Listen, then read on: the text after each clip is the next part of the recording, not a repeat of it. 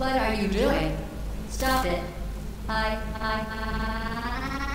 We are pleased that you made it through the final challenge where we pretended we were going to murder you. We are very, very happy for your success. We are throwing a party in honor of your tremendous success. Place the device on the ground, then lie on your stomach with your arms at your sides. A party associate will arrive shortly to collect you for your party. Make no further attempt to leave the testing area. Assume the party escort submission position or you will miss the party.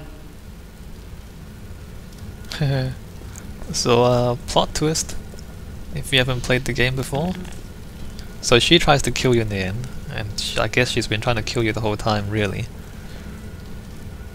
And yeah, so now we are trying to escape. I mean, if you don't realize that you were trying to escape, she basically tells you stop trying to escape. So again, the game actually tells you what you're doing if you don't realize it. And I mean, there's nowhere else to go except over there, so this is not too complicated. So now all the clues are gone, and you're using everything you've learnt in the test chambers to figure out how to get through the back areas of Aperture Science. It's kind of clever, I think. Oh look, barrels. Let's see. So if you try to walk up the stairs, it breaks. But that's okay, we have portals. So we are in a new area here. If you fall in the fire and die, it just reloads you, by the way, and then autosave. So I guess this is a new environment. Not completely new, of course. We've been to like 3 back areas before, but they were quite small. This is the first time that it's a big one. A door. That's interesting. This door is slightly open, so it suggests to you that you can open it. Again, these really basic things to introduce you to the new area. Even just that, like the door is slightly open, so that you know that you can go through, whereas the ones you can't go through are completely closed. Again, like visual language, using these visual cues to communicate to the player what they can and cannot do, and what they should and should not do, and where the solution is to the game. Again, these are all parts of good design. Good puzzle design. It's not just about making something difficult and then giving it to the player. It's about communicating to the player what the objective is, and then showing the player all the tools they need, and then only when they're familiar with all the tools that you put them in a situation where you don't help them anymore and just let them solve it.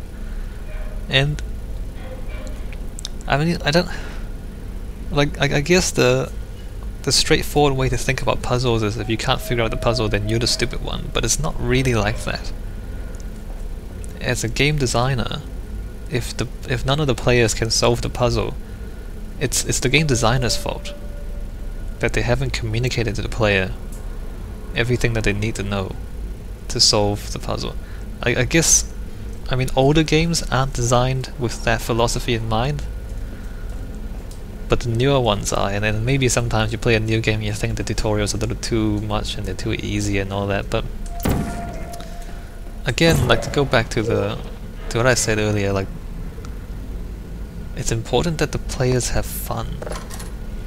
If they're not enjoying the game, why are they playing it? Like, they pay money, they spend their time. Hello? Where are you? I know you're there. I can feel you here. Hello? So that's to indicate that GLaDOS doesn't know where you are, and she doesn't know what you're doing anymore. Like, she's no longer able to see you when you're back here. That's interesting. Anyway, like, if a player's gonna spend money in the game, like, you want them to enjoy the experience, because then they'll buy the DLC and they'll buy the sequels and everything else. They're spending money on it, you know? You want to encourage them to spend more money. Oh, I'm just gonna Should I just play through this, or should I try to talk? I mean, there's the water, there's the platforms that are broken, or the walkways that are broken so you can't walk across, so you have to figure out where to put the portals. It's mostly just figuring out where to put the portals. I guess that's what the whole game is. Figuring out where to put portals. Yeah, I can't think of too much else to say. Okay, that one's locked. Why is that there? Is that important? I don't think so.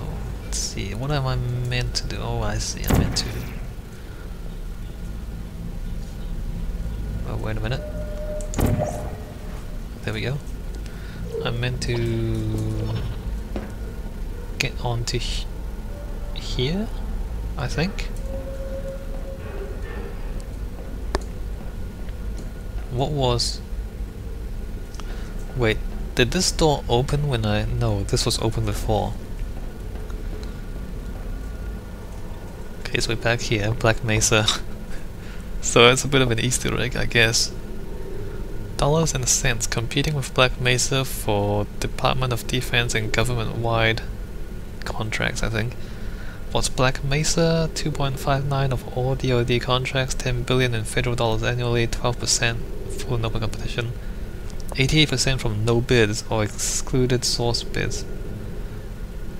Proposed, Aperture Science proposes a lot more, but awarded, Black Mesa gets more awarded contracts. That's funny. Anyway, it's just a bit of backstory between this and Half-Life. Whoa. Yeah, so the physics is a bit glitched. If you jump on things, and sometimes the physics will glitch out. Let's see what's going on here. Okay, so you can open this door from this side. Did I come the wrong way? Keyboards. I don't remember why those keys are yellow. I think there's a Easter egg there as well, like a puzzle for you to solve if you're interested. So this was early on in the game. You can see the test chamber there, so now we're on the other side of the glass in the observation booth. So interesting. So again, we can see familiar areas.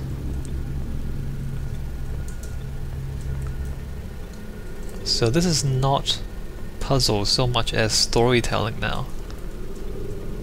And it's only interesting, I guess, in the context of storytelling. Like you're seeing the background, and what's going on behind the scenes, and I think it's a sort of reward as well, like after going through all the puzzles and doing all the work. Now it's showing you the back areas of the game. Let's see.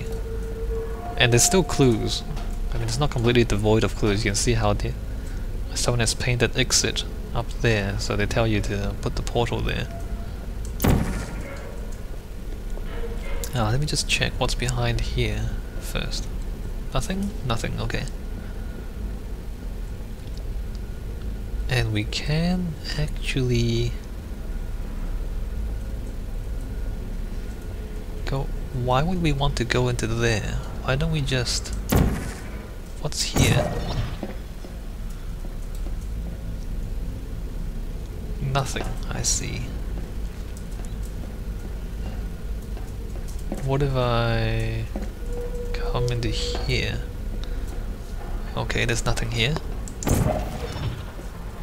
So all what we're meant to do, I guess, is that. And then that. What are you doing? You haven't escaped, you know.